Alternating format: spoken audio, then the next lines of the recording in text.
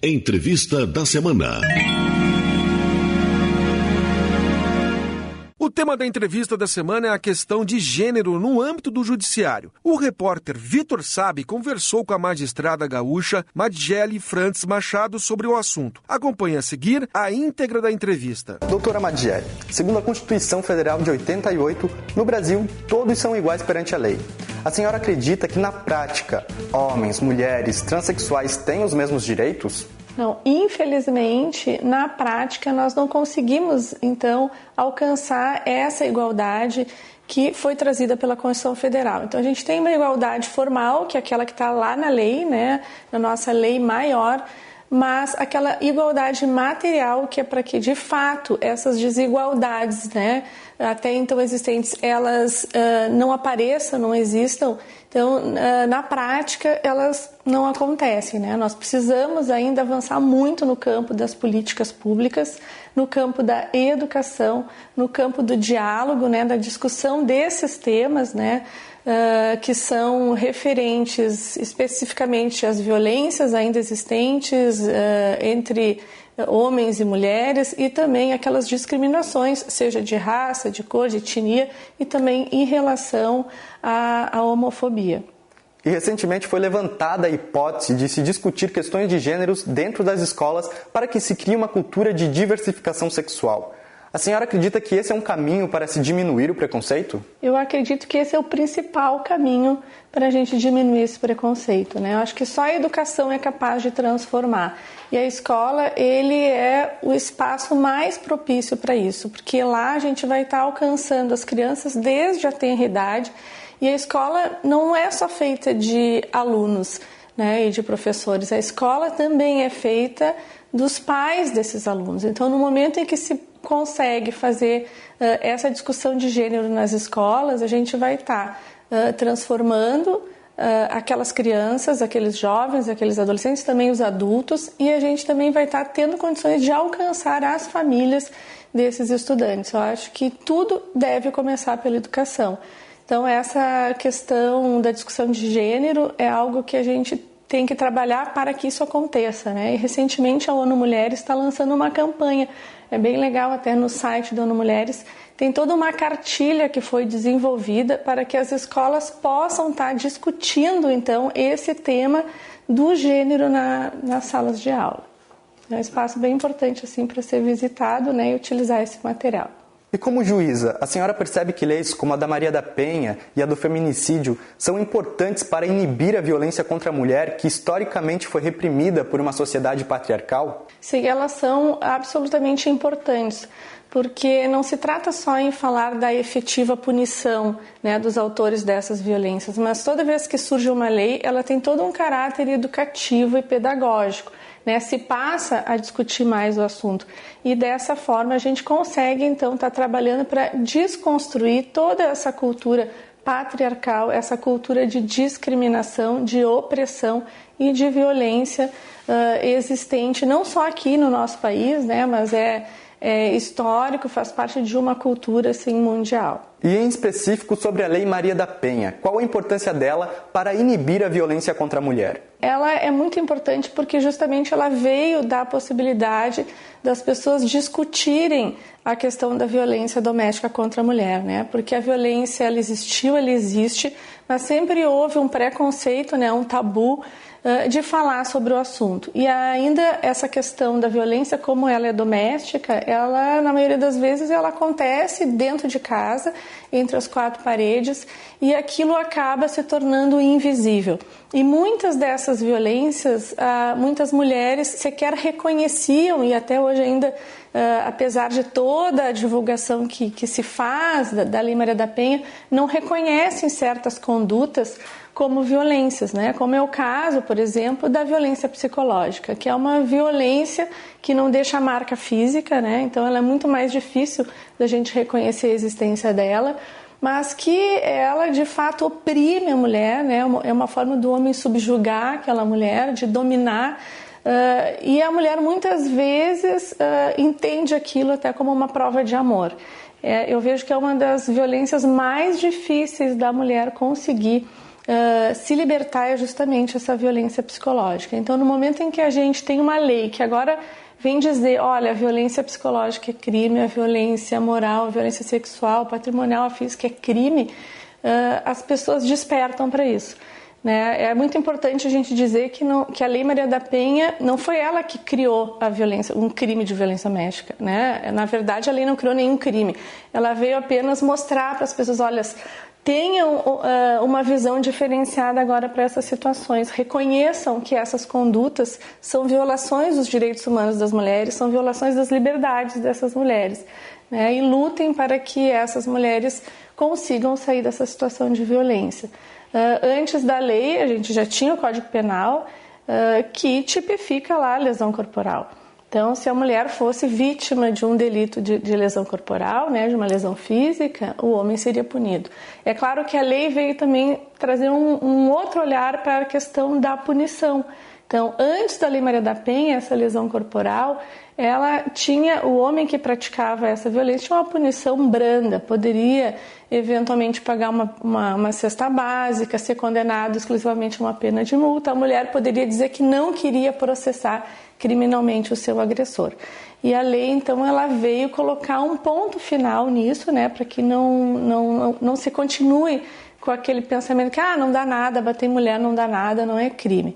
Não, então a Lei Maria da Penha diz, é crime sim, já era crime, continua sendo crime, e a punição então é uma punição diferenciada, ela é mais gravosa, o homem não tem direito a esses benefícios que até então eram possíveis de serem aplicados. Outra questão muito polêmica quando falamos sobre a questão de gênero envolvendo a justiça é a situação das mulheres encarceradas no país. Mulheres têm necessidades diferentes das dos homens, por exemplo. A senhora acredita que deve-se haver um olhar diferenciado nesse sentido? Eu acredito que sim, como tu mesmo disseste, elas têm necessidades diferentes, elas estão lá também, muitas delas, até por terem sido vítimas de violência doméstica por parte de seus parceiros, companheiros, maridos. Né? Hoje a gente tem uma população carcerária feminina muito ligada à questão do tráfico. São mulheres que, após a prisão do seu companheiro, que era o chefe lá do tráfico, trabalhava lá no tráfico, aquela mulher passou a assumir a gerência então dessa atividade criminosa e passou a assumir por quê? Por força de uma violência que muitas vezes até psicológica, né? Porque o homem então fazendo uma pressão de que bom, tu tem que assumir o meu lugar, senão como é que vai dar comida para os filhos?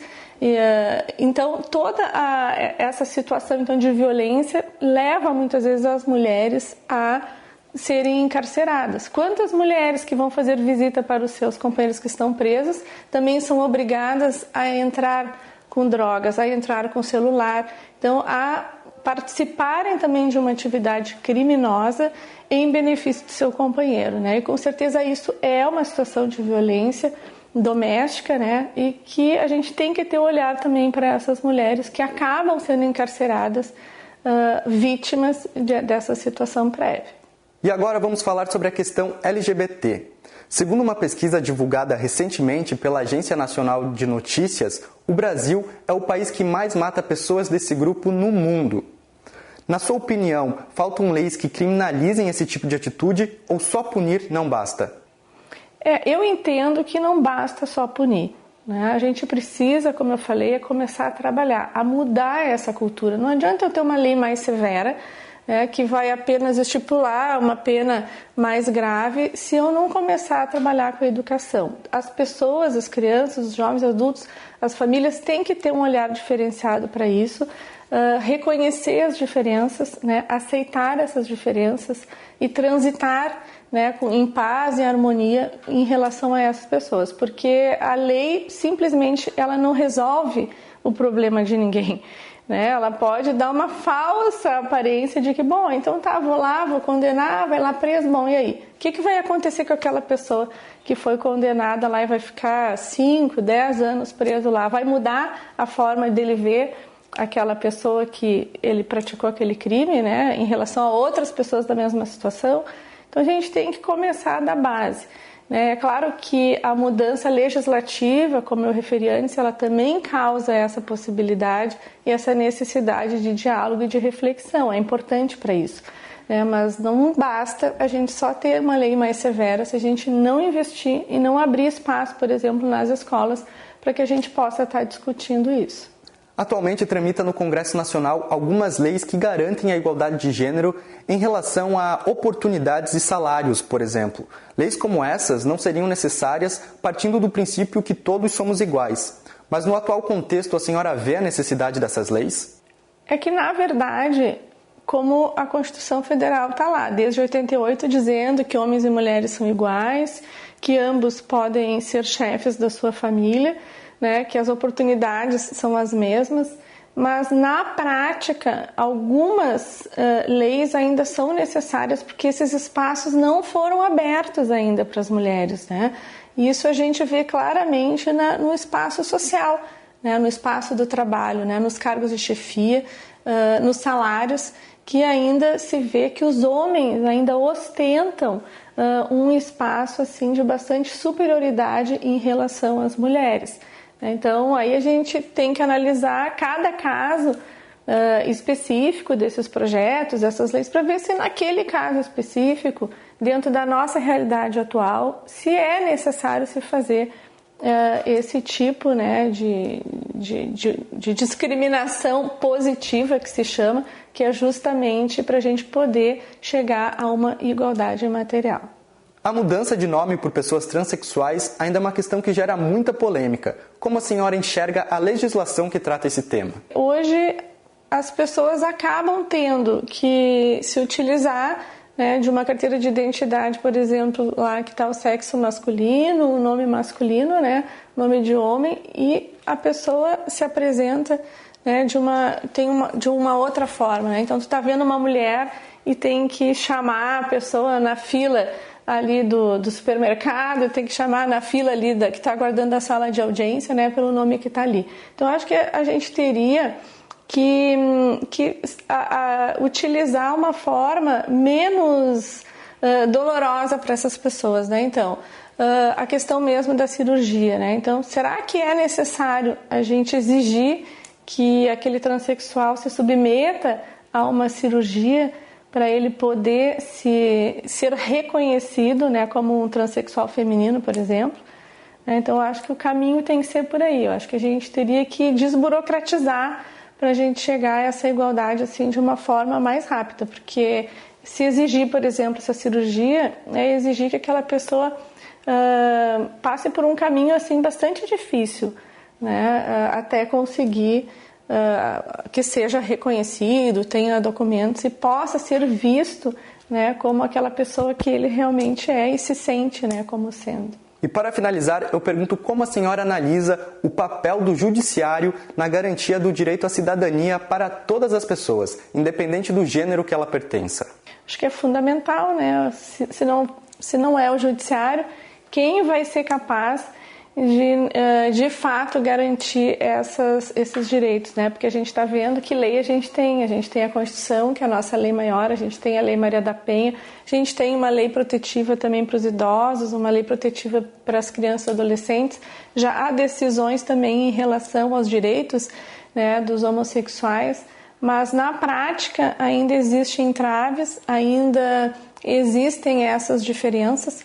E cabe, então, ao judiciário fazer com que essas diferenças não aconteçam e que todos sejam reconhecidos nos termos, então, da nossa lei maior, que é a Constituição Federal. Muito bem, eu gostaria de agradecer a senhora pelos esclarecimentos e pela disponibilidade em conversar conosco. Muito obrigado. Muito obrigada, que agradeço.